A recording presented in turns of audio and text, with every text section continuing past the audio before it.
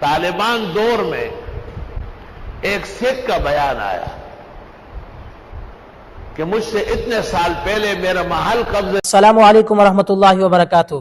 ناظرین، امید کرتا ہوں آپ تمام دوست خیر و عافیت سے ہوں گے. اس ویڈیو کو مکمل دیکھیں، دوسروں تک پہنچائیں، لائک اور سبسکرائب ضرور کر کے جائیں. طالبان دور میں ایک سکھ کا بیان آیا کہ مجھ سے اتنے سال پہلے میرا محل قبضہ کیا گیا تھا. جب طالبان دور آیا تو میں نے طالبان کے بڑے کو جا کے کہا. اس نے حضرت عمر رضی اللہ تعالیٰ عنہ نے کس طرح انصاف کیا ہے اور اس عہدے خلافت کو کیسے نبھایا ہے. آسمان اور زمین گواہ ہے کہ عمر کے بارے میں مسلم اور غیر مسلم دونوں مورخ لکھتے ہیں کہ ملا الارض عدلا و دیانہ، کہ انہوں نے زمین کو عدل و انصاف سے بھر دیا. عدل اور انصاف کی آزمائش دو وقتوں میں ہوتی ہے. ہر شخص عادل ہے، آپ بھی اور ہم بھی، گھر بیٹھے بیٹھے بہت اچھے ہیں. دو گھڑیاں دنیا میں پیش آتی ہے، اس وقت پتہ چلتا ہے کہ عدل کہاں ہے. ایک جب طاقت سامنے ہو، مقابلہ طاقتور سے ہو، پھر دیکھنا ہے کہ عدل ہے یا نہیں. اور دوسرا جب اپنے خلاف، اپنے بال بچ اور اہل محبت کے خلاف فیصلہ کرنا پڑے، وہ گھڑی دیکھنے کی ہے کہ اب عدل لیا جاتا ہے یا قرابت لی جاتی ہے. دونوں کی مثال دیتا ہوں. حضرت عمر کے زمانے میں صنعاء کے اندر قتل ہو گیا. ایک بے گناہ شخص مارا گیا. ہدایہ رابی میں حضرت عمر نے گورنر کو لکھا کہ قاتل پکڑو، آج کل بڑے قتل ہو رہا ہے. اور حقیقت یہ ہے کہ انسان کا قتل تو بڑی بات ہے، حیوان کو ناجائز قتل کرنا بھی ظلم ہے. ہمارے اسلام میں کتے کو نہیں مار سکتے جب تک مجنون نہ ہو، بلی کو نہیں مار سکتے. فقہا لکھتے جب اس نے غلطی کی تو اسی وقت مارے. یہ نہیں کہ دودھ کل پیا ہے پٹائی آج ہو رہی ہے، صحیح نہیں ہے، غلط ہے. مسلمان کافروں کو مارے اور کافر ان کو مارے، غلط ہے. یہ کسی مرزائی یا کسی رافضی کو مسلمان کرنے کا کوئی طریقہ نہیں.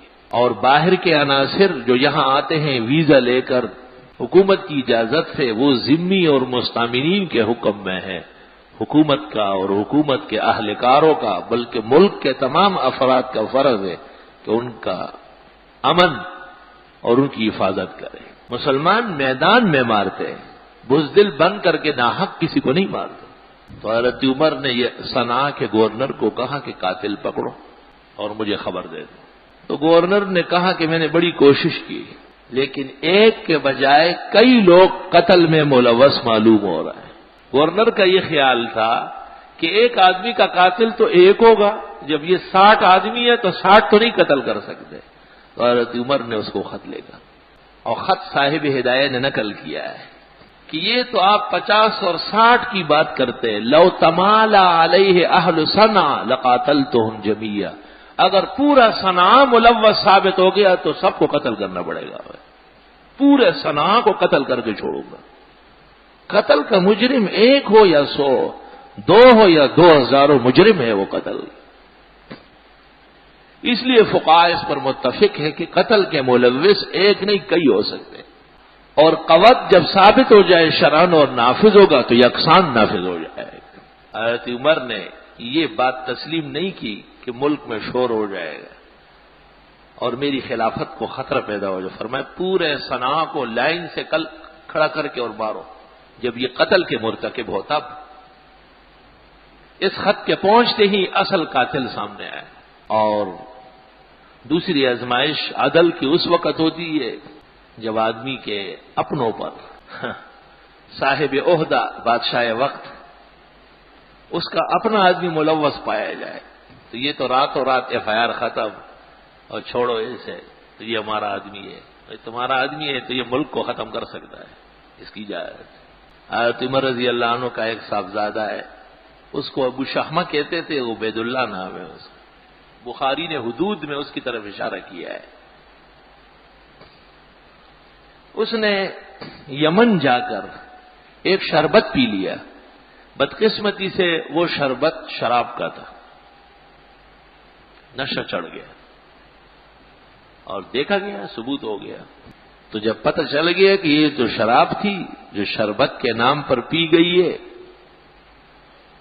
تو گورنر نے یہ خیال کیا کہ امیر المومنین کا بیٹا ہے، دنیا کو پتہ چل جائے گا، دربار میں بلایا اسے بھی اور جلاد کو بھی، اور کمر بند کر کے پٹائی لگا دی، حد نافذ کر دی۔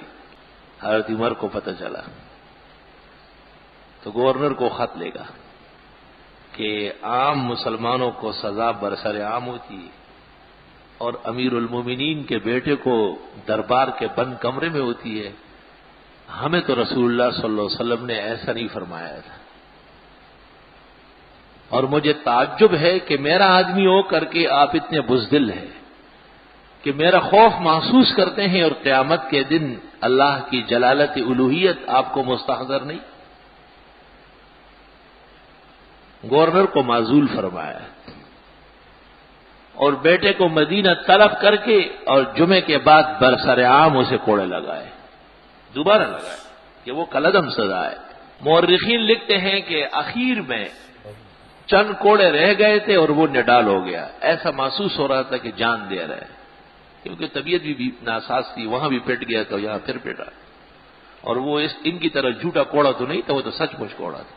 تو جس وقت کوڑے مکمل ہو گئے، سزا نافذ ہو گئی، تو حضرت عمر نے اس کا سر لے کے ران پہ رکھا، ہزاروں قطار روئے اور فرمایا کہ ایسا نہیں ہے کہ عمر کو اپنی اولاد پر رحم نہیں، لیکن قیامت کے دن کا عذاب بہت بڑا ہوگا اور اس کو پھر کم نہیں کر سکوں گا، کسی کی نہیں چلے گی وہاں، اس لیے یہی سزا آپ نے بھگتی اور مبارک ہو، آخرت آپ کی مبارک ہو۔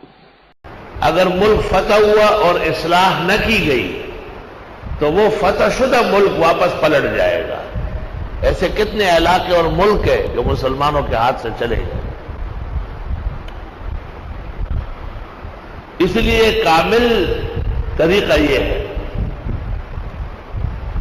کہ کسی بھی ملک اور شہر کو فتح کرنے کے بعد وہاں کے لوگوں کے ساتھ اسلامی اور اصلاحی سلوک کرنا ہوگا۔ طالبان دور میں ایک سکھ کا بیان آیا کہ مجھ سے اتنے سال پہلے میرا محل قبضہ کیا گیا تھا، جب طالبان دور آیا تو میں نے طالبان کے بڑے کو جا کے کہا، اس نے فوج ساتھ کیا اور 24 گھنٹے میں میرا محل جو 20 سال سے بند تھا قبضہ تھا وہ خالی کرا کے مجھے دے دیا، اور ہر علاقے کے مسلمانوں نے سکھ محسوس کیا۔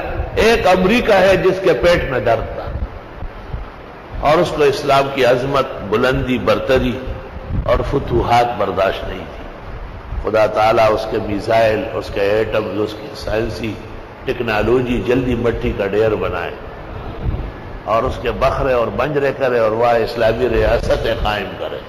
ان اللہ یامرکم ان تؤدوا الامانات الی اہلها وَإِذَا حَكَمْتُمْ بَيْنَ النَّاسِ أَن تَحْكُمُوا بِالْعَدْلِ